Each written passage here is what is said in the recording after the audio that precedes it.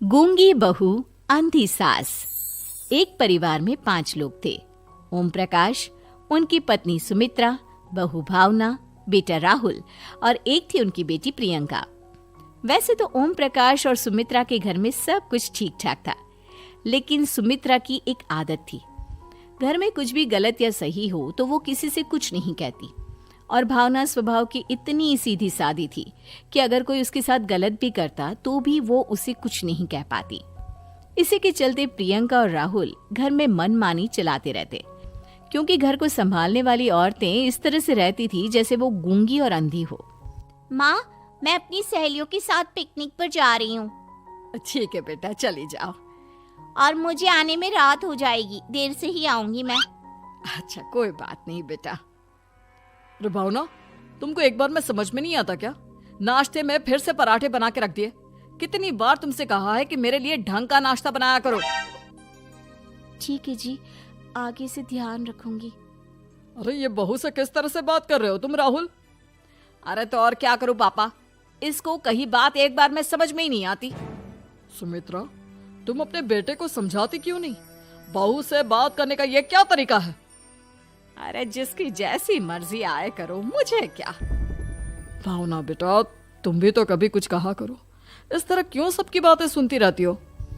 कोई बात नहीं पापा जी, सब ठीक है। रात को काफी देर तक प्रियंका घर नहीं आती और जब वापस लौट कर आती है तो एक लड़की के साथ बाइक पर बैठकर। सुमित्रा और भावना दोनों ही प्रियंका को लड़की के साथ देख लेते हैं। आज तो जोर से डांट पड़ने वाली है, लेकिन मैं डर क्यों रही हूँ? माँ तो सब कुछ देखकर भी अंधी बनी रहती है। और रही बात भाभी की, वो किसी को कुछ नहीं बताने वाली। कहने को भगवान ने आवाज दी है, लेकिन गूंगी है गूंगी। अरे प्रियंका बेटा, इतनी रात को कॉलेज से लौट कर आ रही हो? कहाँ गई थी तुम? पापा, वो सहेली के घर पर थी, पढ़ाई करने के लिए रुक गई थी। अच्छा, ठीक है, जाओ अपने कमरे में जाओ और सो जाओ। सुमित्रा ने अपनी बेटी को एक लड़की के साथ इतनी रात को आते देखकर भी उससे कुछ नहीं कहा और भावना ने भी इस बारे में किसी से कोई बात नहीं की। कुछ दिनों के बाद मामा जी का फोन आया था। उन्होंने प्रियंका के लिए कोई रिश्ता ढूंढा है। लड़के वाले उसे देखने आ रहे हैं। अरे मुझे नहीं करनी शादी वादी, किसी लड़की को बुलाने की कोई जरूरत नहीं है। ये तुम क्या कर रही हो प्रियंका बेटा? तुम्हारी शादी की उम्र हो चली है और तुम्हारे मामा जी ने बहुत अच्छा रिश्ता बताया है। पापा, अब जिद क्यों कर रहे हैं? और आप क्यों मेरी मर्जी के खिलाफ शादी कराना चाहते हैं? अरे माँ, इसको समझाइए ना।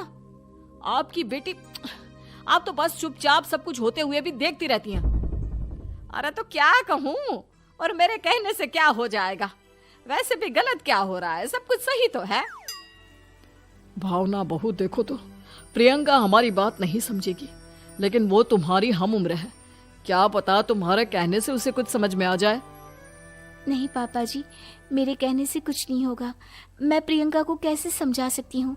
वो ननद है मेरी, कहीं मेरी किसी बात का बुरा मान गई तो? सुमित्रा और भावना में से कोई भी प्रियंका को कुछ नहीं समझाता। इस बात से राहुल और ओम प्रकाश जी दोनों ही परेशान हो जाते हैं।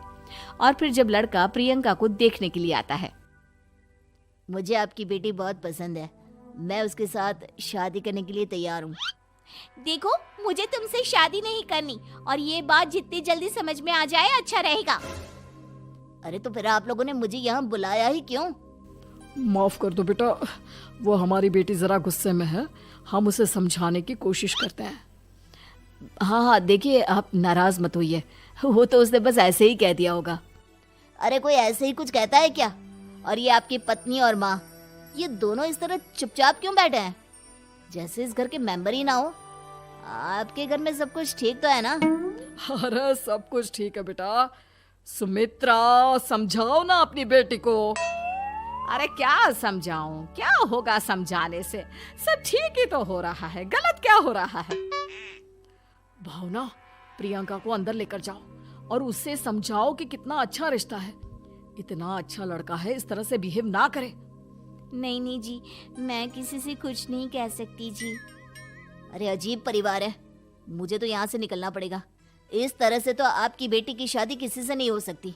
जिसके घर की औरतें गूंगी और अंधी बनकर बैठ जाए, उस घर का कुछ नहीं हो सकता।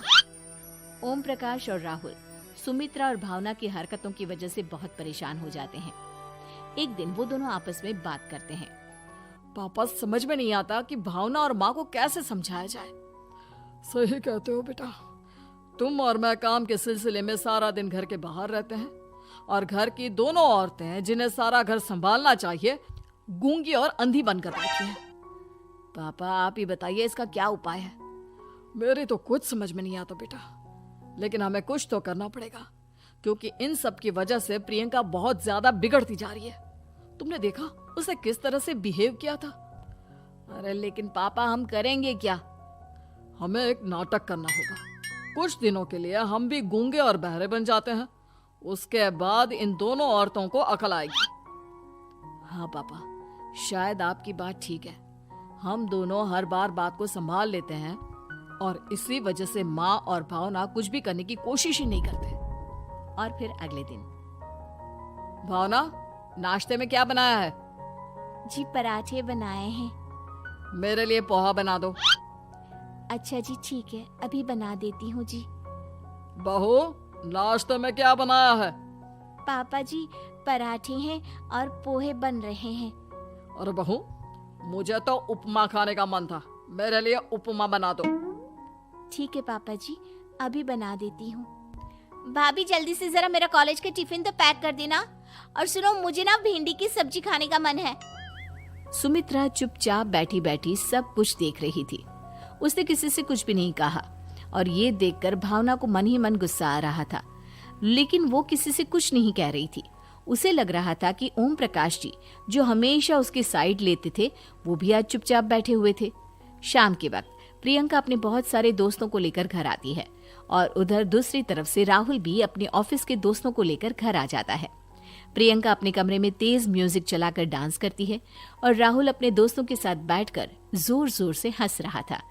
प्रियंका और राहुल मिलकर पूरे घर को अस्त व्यस्त कर देते हैं, लेकिन भावना उनसे कोई शिकायत नहीं करती और सुमित्रा जी भी चुपचाप बैठी रहती है। लेकिन भावना और सुमित्रा के अंदर का गुस्सा धीरे धीरे बढ़ रहा था। फिर रात को ओम प्रकाश और राहुल एक दूसरे से बातें करते हैं। पापा, हमने इतना कुछ किया फिर भी भावना कुछ बोलती ही नहीं और माँ भी कुछ गलत करने से किसी को रोकती ही नहीं। तुम चिंता मत करो बेटा, इन दोनों के अंदर का गुस्सा भर रहा है और बहुत जल्दी बाहर आने वाला है। अगले दिन, अरे बहू, ये कपड़े धुले हैं या गंदे हैं? पापा जी कपड़े तो मैंने धोकर ही आपकी अलमारी में रखे थे। मुझे तो साफ नहीं लग रहे, एक बार और धो देना। प्रियंका, मैं सोच रहा था कि तुम्हें उस लड़के से शादी नहीं करनी है ना, मत करो। एक काम करो, वैसे भी क्या रखा है शादी वादी में, तुम्हें जो लड़का पसंद है उसके साथ जाकर कोर्ट मैरिज कर लो। इस बार ओम प्रकाश और राहुल की बात सुनकर भावना और सुमित्रा के अंदर का गुस्सा जाग उठता है। मैं किसी से कुछ कहती नहीं जी, इसका मतलब ये है कि आप लोग मुझे परेशान करते ही रहेंगे। कल 4 बार मुझसे नाश्ता बनवाया, आज पापा जी मुझसे धुले हुए कपड़ों को बार बार धुलवा रहे हैं। अरे मैं इंसान हूँ जी, कोई मशीन नहीं हूँ। तुम दोनों ने मिलकर इस घर की कैसी हालत बना दी है और अपनी बहन को भागकर शादी करने के लिए कह रहे हो। तुम भाई हो या दुश्मन? ओम प्रकाश और राहुल जोर जोर से हंसने लगते हैं। अरे इसमें हंसने की क्या बात है? हम लोग यहाँ इतने परेशान हो रहे हैं जी, तुम लोगों को ऐसी हरकत करने के बाद भी हंसी आ रही है। ये क्या कर रहे हैं जी आप दोनों? यही तो हम चाहते थे कि सुमित्रा तुम अंधी होकर ना बैठी रहो। घर में कुछ भी गलत हो तो उसे रोकने की कोशिश करो। और भावना, तुम अपने साथ हो रहे गलत व्यवहार पर भी कभी मुंह नहीं खोलती, ये सही बात नहीं है। मैं चाहता था कि तुम्हारी भी जुबान खुले, तुम गलत बात का विरोध करो। गूंगी बहू और अंधी सास की ये जोड़ी इस घर में अब नहीं चलेगी।